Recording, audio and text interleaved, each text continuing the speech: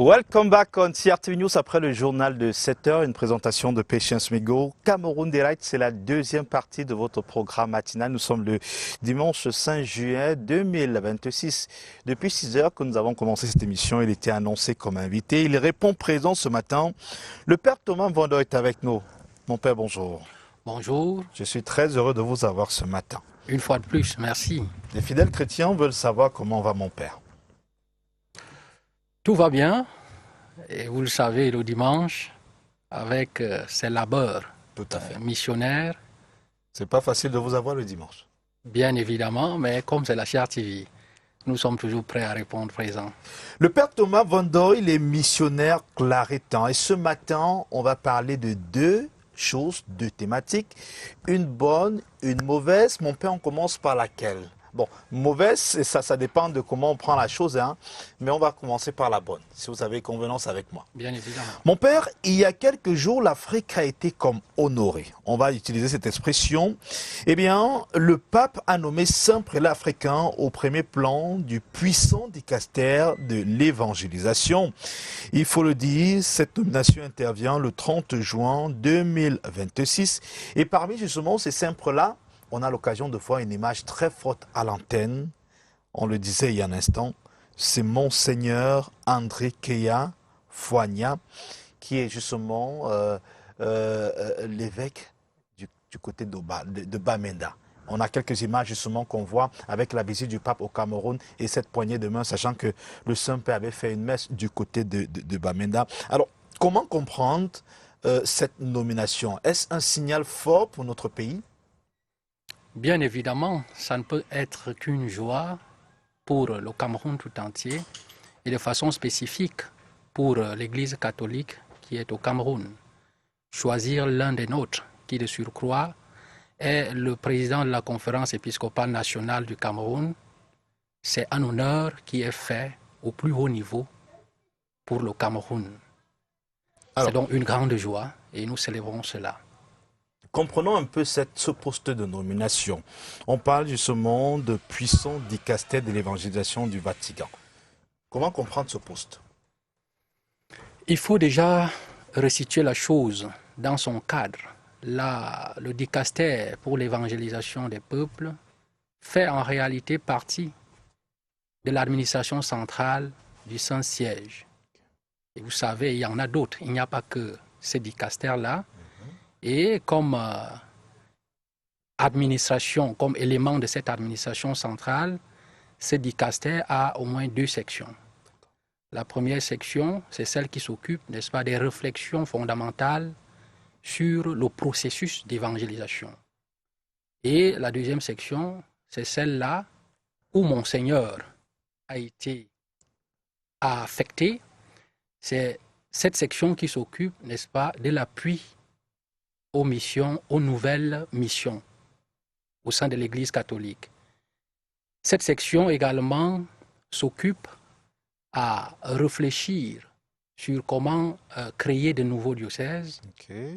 Cette section a aussi pour but de coordonner dans le monde la mission même de l'Église. Donc vous comprenez donc que c'est quelque chose de très important parce qu'il faut maintenir déjà les positions de l'Église là où elle se trouve et réfléchir comment étendre, n'est-ce pas, cette mission dans le monde. Mon père, il faut rappeler justement que l'évêque qu'on voit sur le petit écran est à la tête de l'archidiocèse de Bamenda depuis pratiquement 2019, Monseigneur André Keya. C'est l'une des figures les plus influentes de l'épiscopat camerounais, ancien évêque de Montfait. C'est particulièrement illustré ces dernières années par ses appels répétés au dialogue et à la paix dans les régions anglophones du Cameroun. Une question que beaucoup de fidèles catholiques chrétiens se posent ce matin. Est-ce qu'il va quitter l'archidiocèse de Bamenda? Eh bien, évidemment, non. C'est ça la réponse, parce que Monseigneur, il reste bel et bien archevêque de Bamenda et président de la conférence épiscopale nationale du Cameroun. Et il faut comprendre ce travail dans un cadre de collaboration avec le Saint-Père, de collaboration aussi avec tous les autres membres de ce dicastère, qui est pratiquement en plein renouvellement. Il s'agit donc non seulement d'un travail qui appelle à la stratégie d'action, mais aussi surtout à la synergie d'action entre les membres. Il y a certainement un secrétariat, n'est-ce pas, permanent, qui fera un certain nombre de travaux et les membres vont très souvent siéger pour réfléchir et apporter des solutions là où besoin se fait sentir par rapport à la mission qui leur est confiée. Monseigneur André Keyan n'est pas le seul Africain, il faut être nommé justement par le Saint-Père, avoir été justement appelé par le Saint-Père à cette nouvelle responsabilité. Le pape Léon XIV a également nommé les membres, d'autres membres du dicaster pour l'évangélisation. On a à l'occurrence, et vous le reverrez certainement sur ces images, le cardinal Fridolin Ambongo Bensougou, il est de la République démocratique du Congo. Nous avons Monseigneur Alfred Adewale Martin qui est du Nigeria. Comme consulteur du même dicaster, le Saint-Père a désigné Monseigneur François Silla de la Guinée, ainsi que le Père Wenceslaus, vice-chancelier de l'université clarétaine du Nigeria. C'est un confrère, ces derniers-là. J'ai voulu dire, lorsqu'on parle des pères clarétains, on pense directement à vous. Effectivement. Alors, ils sont 5 nommés, ils sont 5 justement à être nommés justement dans ce puissant dicaster. C'est vrai qu'on insiste sur puissant. Vous l'avez expliqué il y a un moment, ceux qui auront en la charge justement de faire beaucoup de réformes dans l'Église catholique et davantage de faire certaines nominations. Alors, 5 du côté du dicaster, vous nous rappelez, vous nous dites que les 5 ne seront pas obligés de quitter leur premier poste. En réalité, ils ne vont même pas quitter leur poste. Ils maintiennent leur poste, leur position, qui sont également importants au sein de l'Église. Parce que vous savez, l'évêque, c'est la tête d'une église particulière ou d'une église locale. Et la nomination qui arrive, il faut la comprendre davantage dans le cadre, n'est-ce pas, du service qui lui est demandé au plus haut niveau de l'église universelle. Et il peut bien le faire étant dans son diocèse. Mon père, vous nous rassurez qu'il n'agisse pas seulement au niveau africain, c'est au niveau mondial. Effectivement, c'est au niveau mondial. Comme on l'a dit, vous savez, l'Église universelle, n'est-ce pas, a ceci de particulier qu'elle a une tête. Et cette tête, c'est le Saint-Siège. Et au Saint-Siège, il y a des dicastères. Il y a le Saint-Père et puis les dicastères qui sont tenus généralement par des cardinaux. Et dans ces dicastères également, on retrouve donc des membres, comme ce qui a été fait. On retrouve des consulteurs qui peuvent être à la fois des prêtres, des évêques ou parfois même des laïcs, des religieux, religieuses. D'accord. Ça fait plaisir de l'entendre. Padre, c'était la bonne nouvelle. On peut basculer maintenant? On peut y aller. Alors, mon père, on vous a aussi ce matin, profitant de parler d'une actualité qui brûle les lèvres ces derniers jours, principalement dans l'Église. On parle justement des léphébristes, j'espère que je prononce vraiment, qui ont été excommuniés justement après la consécration épiscopale. Le document est signé par le cardinal préfet du dicaster pour la doctrine de la foi, qui qualifie le rite du 1er juillet dernier, il y a seulement quelques jours, justement, d'actes de nature schismatique. Une note explicative précise les détails justement de cette grave sanction canonique. Pour ceux justement qui voudraient entrer dans le thème, il s'agit justement des évêques qui ont été excommuniés. Comment ça arrive au sein de l'Église Il n'y a catholique, rien de... j'aimerais préciser. Bien évidemment, catholique, je dirais d'abord qu'il n'y a rien de nouveau sous le soleil. Et il faut comprendre cette action-là à partir du droit de l'Église. Il n'est pas exclu que l'évêque soit excommunié lorsqu'il ne vit plus selon l'orthodoxie de l'Église, selon les lois de l'Église. Alors, cette orthodoxie, ce droit-là de l'Église dit que les évêques sont, n'est-ce pas, nommés par le Saint-Siège, par le Saint-Père. Et lorsque un évêque est nommé sans l'avis du Saint-Père, sans la signature du Saint-Père, cela rentre totalement dans le cadre d'un acte de défiance, d'un acte de désolidarisation avec cette tête qui est le successeur de Saint-Pierre. Ok. Donc, il faut comprendre cet acte-là dans ce cadre-là. Les lefébristes, ce n'est pas quelque chose de nouveau au sein de l'Église. Parce que tout simplement, il faut comprendre qu'après le Concile Vatican II, il y a eu des franges au sein de l'Église qui n'ont pas voulu se soumettre aux différentes réformes faites par le Concile.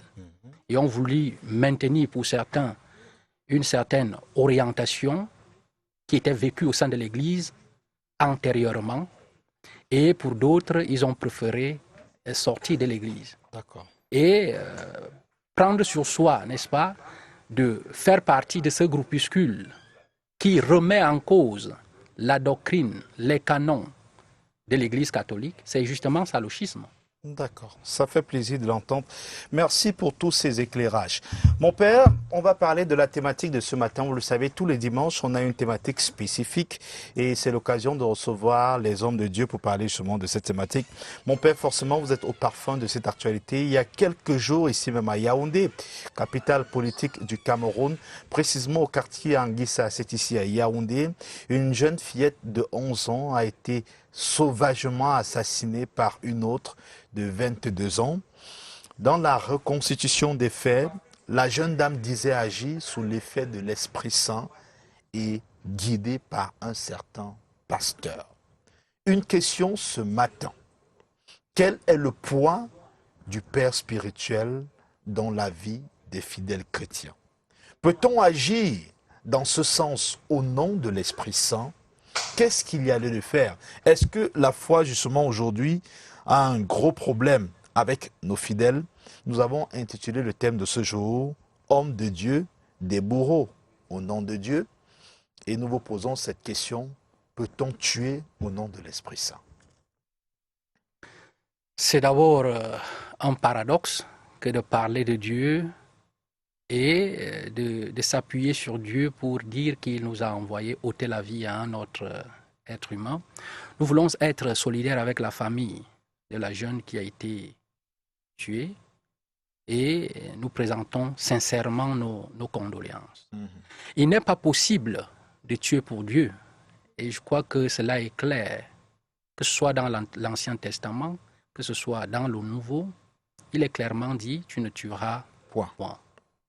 Alors, tout de suite, cet homme de Dieu qui oriente le fidèle, qui oriente ses ouailles, à tuer, à ne pas respecter la dignité humaine, qui oriente ses ouailles à contribuer à ce que la paix ne soit plus vécue au sein d'un État ou d'une famille, est tout simplement dans la manipulation. Et on ne saurait, n'est-ce pas, attribuer cet acte-là à l'Esprit Saint, parce que l'Esprit Saint ne peut que nous inspirer le bien.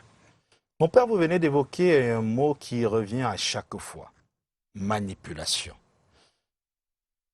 Aujourd'hui, dans plusieurs chapelles, plusieurs confessions, on dit « j'agis » ou « j'agis selon les paroles de mon père spirituel ».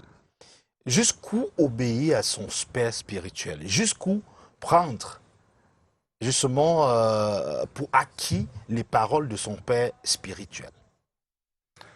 Déjà, il faut dire que en théologie, les choses ont évolué. On est parti de père spirituel, guide spirituel, accompagnateur spirituel, et c'est ce vocabulaire-là qui est de plus en plus en vogue aujourd'hui. Accompagnateur spirituel. Un accompagnateur, cela signifie que vous marchez ensemble. Cela signifie qu'il marche à tes côtés. Okay. Il ne prend pas ta place. Il ne se substitue pas à toi. Mais, justement, il t'accompagne, certainement parce que lui-même connaît déjà le chemin. Alors, jusqu'où obéir? Je crois qu'il faut obéir jusque là où la parole de Dieu nous ouvre les portes pour que nous puissions obéir. Il faut obéir aussi là où la loi, n'est-ce pas, positive, n'est pas en contradiction avec la loi naturelle. Il faut davantage obéir là où notre action apporte le salut à l'humanité, garantit la vie à l'autre, respecte la dignité de l'autre, découvre en l'autre cette image et cette ressemblance de Dieu qui nous a tous créés. Ok. Moi-même, je suis une créature. Pourquoi devrais-je ôter la vie à une autre créature? Donc, il faut agir dans ce sens pour que tous aient la vie et qu'ils l'aient en abondance. Mon père, aujourd'hui, c'est un fait et c'est même noté dans la Bible. Il y a des bons pasteurs, il y a des bonbons pasteurs. Je reprends l'expression d'un artiste célèbre ivoirien qui s'appelle Espoir 2000 et il utilisait bonbons pour utiliser des faux prophètes. Alors, comment aujourd'hui décerner l'ivraie du faux? Quelle attitude devrait nous pousser justement à nous rendre compte que non, hey, nous sommes en face justement d'un faux, de quelqu'un qui ne respecte pas les principes bibliques? La première chose que je voudrais dire, c'est que les hommes de Dieu ont un pouvoir. Et le pouvoir que les hommes de Dieu ont doit rester dans le cadre, n'est-ce pas, spirituel, mais aussi dans le cadre moral. Les hommes de Dieu sont des guides spirituels et ils sont, n'est-ce pas, des guides en ce qui concerne l'éthique. Okay. Et une fois que cela est compris, il faut également trouver en eux des appuis qui voudraient que ce qui est dit corresponde à ce que la parole de Dieu dit. Okay. Que ce qui est dit soit humainement acceptable. Parce qu'au sein de l'Église catholique, pour être équilibré, il faut à la fois faire confiance à la parole de Dieu, mais faire aussi confiance à la conscience humaine. Et partant de là, nous comprenons que les hommes de Dieu ont le devoir de former dans les consciences en ce qui concerne la vie spirituelle et de la former en ce qui concerne la morale, les mœurs, les valeurs.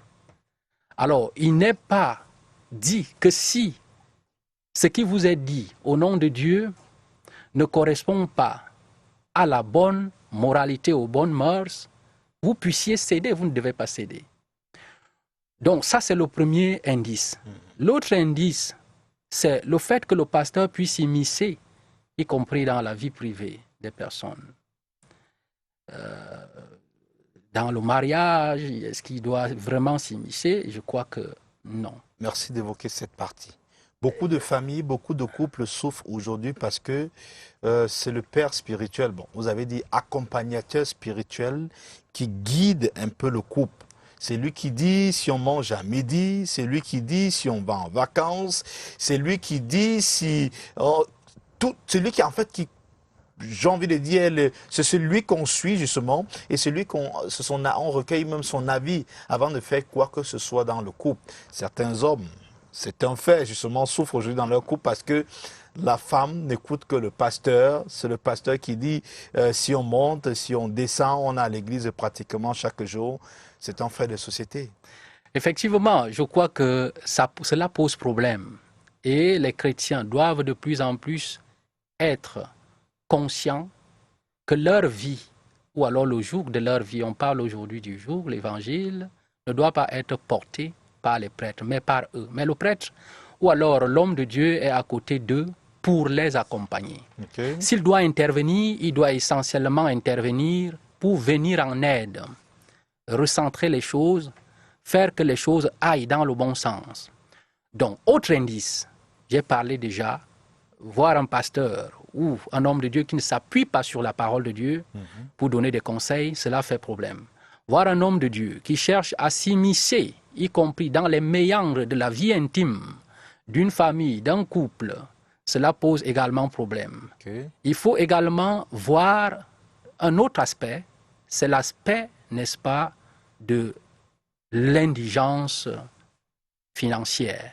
L'indigence financière. Un pasteur qui vous dit de lui donner tout ce que vous avez, même si vous-même vous ne mangez pas. Cela pose également problème. Autre indice, ce pasteur, cet homme de Dieu, qui vous isole de la famille, cherche à vous isoler parce que c'est par là que commencent les processus de manipulation et de lavage de cerveau que nos chrétiens n'arrivent pas toujours à dénicher. Il vous isole, il coupe tous les liens, en passant par des arguments parfois regrettables. On va vous dire, c'est votre père qui est sorcier, c'est votre mère qui est sorcière. Si vous ne pouvez pas faire d'enfant, c'est à cause de votre oncle. C'est déjà des techniques qui permettent, n'est-ce pas, à celui-là de vous isoler. Et une fois que vous êtes isolé, il peut donc se servir de vous à sa guise. Okay. Donc, il y a comme ça un ensemble d'indices qui font que on puisse reconnaître un pasteur qui est vrai et un pasteur qui est vraiment un mercenaire. Père Thomas Vondor, missionnaire claretin, merci pour tous ces éclairages ce matin. Je pense qu'on avait besoin d'entendre toutes ces paroles. Mon père, vous savez, c'est la matinale, on est curieux. Le reste de votre dimanche, il va ressembler à quoi? Alors, le reste de mon dimanche, c'est au moins deux choses. Okay. La première, parce que j'ai dû demander à un confrère de me substituer pour une messe quelque part du côté d'Nkolbison. Okay. En passant, nous saluons les chrétiens de Mesebe. Nous vous saluons, chrétiens de Mesebe. Okay. Central de la paroisse Saint-Charles-Luanga d'Nkolbison. Alors, j'ai dû replacer la messe que je dois célébrer à 17h. On a juste permuté. D'accord. Et après le studio, j'aurai d'autres activités. Dans le village de ma maman, à Nkol-Djobé, il y a le championnat de vacances. Et je suis justement président de l'équipe Espérance de Nkol-Djobé qui affrontera ce jour une autre équipe, celle de Ngouass. Mon père, vous jouez au ballon. Ça fait plaisir. Je pense qu'on devrait filmer des clichés comme ceci, hein, et peut-être montrer à la télé. Vraiment. Ça fait plaisir. On vous souhaite un bon dimanche, une très bonne journée, mon père. Merci d'avoir fait le déplacement ce matin. C'est moi qui vous dis merci, au plaisir. Alors, je vous raccompagne avec justement cet élément de Tatiana Tende. On parle justement des 7 ans d'épiscopat du côté de Kouaban, 7 ans du ministère épiscopal célébré la